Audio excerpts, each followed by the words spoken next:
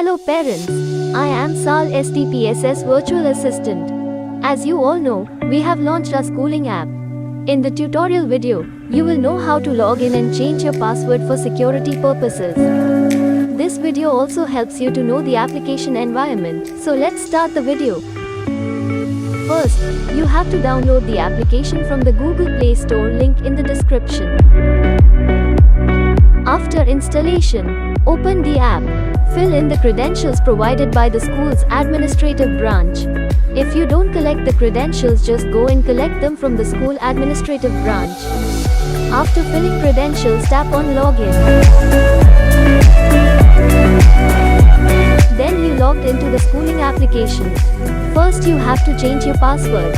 To change your password, tap on Profile icon. Then scroll down. Tap on Change Password. Fill new password according to our password policy. After filling, tap on Change Password. Here password will change successfully. If you have any trouble in this process, please contact your respective class coordinator.